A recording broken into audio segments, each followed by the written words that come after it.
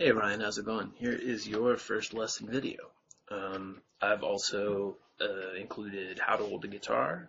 Assuming you checked that out, then we've already got you sitting with your feet on the floor about shoulder width apart. The guitar's about an inch off your body. You're swinging your arm around it, such as you can do this comfortably, rather than being more out in front of it. We're at more or less a right angle here, and just got our thumb hooked over the top like that, barely out in front of the instrument, not thumb all the way over here or thumb down low. And it is your goal, left hand wise, just to be pushing down in good position, and if you get it, you get it, since X% of it is really exercise, physical exertion, and you might just need to build up the strength. But that said, we started with About a Girl, and it's got the chord E minor, which we're doing in this case with these two fingers because it lets us easily transition to G there. So our first finger is going to be in the same place for both chords. And a reminder about making it easier on yourself by maybe landing right in the middle of the fret on the third fret, and being as close to the third fret of your first finger as you can, as opposed to spreading them out more, making it into more of a reach. We're talking about just, 1/18 of an inch there. But, yeah, there it is. There's how G looks. And there's E minor. Cool. So now we're actually not going to play the change yet. We're just going to work on our right hand pattern, and really just our right hand strumming. So what we're working on now is a wide range of motion, where as opposed to lining the pickup here, we're doing a wider swing where we just barely strike all the strings with the tip of the pick. We're holding like this with the pointy part. That's a technical term.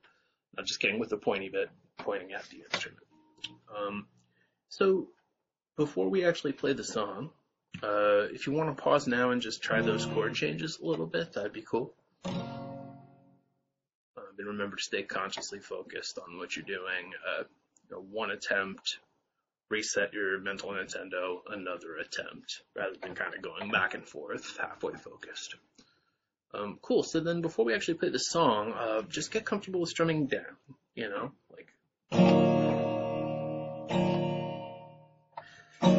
I'm playing in rhythm because I can already do this, but for you, I really just mean work on one good down strum where you just barely graze the string and hit them all with the same amount of velocity or attack, rather than lining the pickup here and hearing something more clunky. And we're not anchoring our hand in or anything like that. In this case, we're certainly playing just rhythm guitar. So the range of motion is going to be up here and down here. So pause the video and just work on some single down strums, as well as when you feel like you're getting somewhat comfortable with that, down up, starting with one single rather than looping it right away. Cool. So having done that, the rhythm in our song is, or I guess I might have given you those 4 rhythms potentially. If I did, one would have just been down, down, down, down. And we would have had 1 and 2 and we do strum down on the downbeat, up on the upbeat, almost unilaterally on guitar.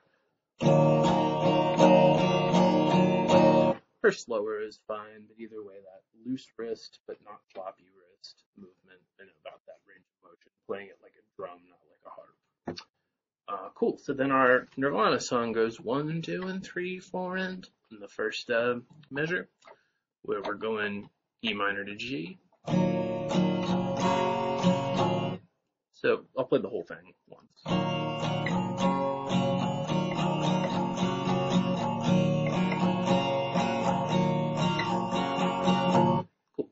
So the hard part is clearly doing this as fast as you need to. Let me introduce the concept of the open strum. In this case, we're afforded the opportunity to have our middle finger already leave for the next note on the very last strum of E minor. So in slow motion, that's like... So I actually did one that was like, it was a move, boom. It would be hard for me to go that fast. So you've got 2 split seconds, not just 1 split second. On 3 or excuse me, on 2 you've already left on the way to the next chord. So I know, and try to have your ring finger just hanging out, ready to hit here rather than bunching up and then having to go all the way down there. You could even think of E minor as going, and then my ring finger starts there, because of needing to do that. Cool. And the actual sequence is it goes, or he mixes it up a little bit in the song, and also he might be tuned down a half step when he plays it. Which is we're still doing what his hands are, of course. So yeah, we're gonna go 1, 2, and 3, 4, and then 1, 2, and 3, and 4, and cool. And there's a similar on 4 and to, which if you pause on that open strum, it'll sound bad, going like, and maybe even sounding correct, like cheating. But yeah, there it is. We got this.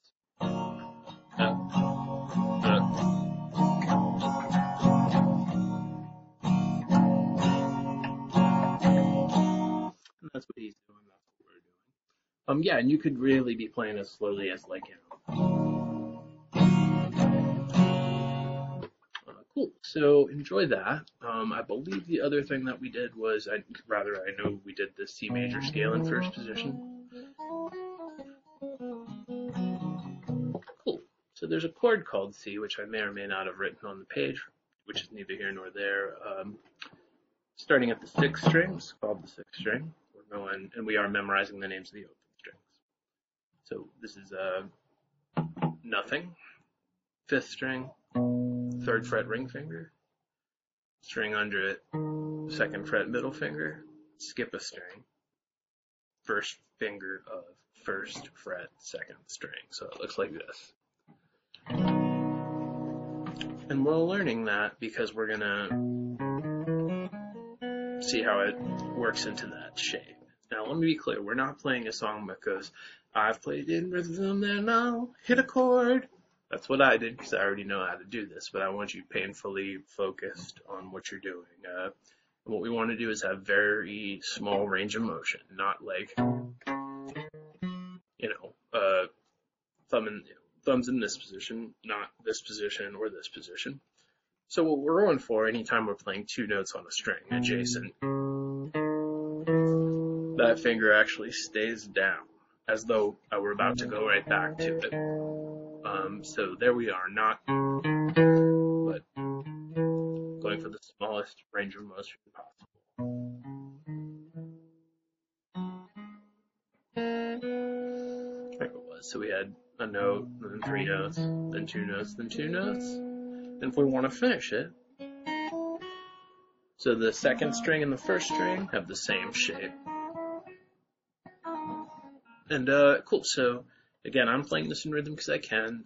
Please pause the video and just go through that sequence. Initially, we're just going to use downward picks, and we don't want to do anything like this. We're moving in a wide enough range of motion here where we want to approach it like little strums. There will be times to do this or this, but right now you're just going to feel like you're floating out there in the middle of nowhere. Or if you find your hand reaching for that, you still want it to move with the rest of your hand rather than fully anchor you there. There are times we do that, but right now we're playing rhythm guitar. And then we're playing something that, as opposed to being localized to a couple strings up here, is across most of the strings. So we want that range of motion available.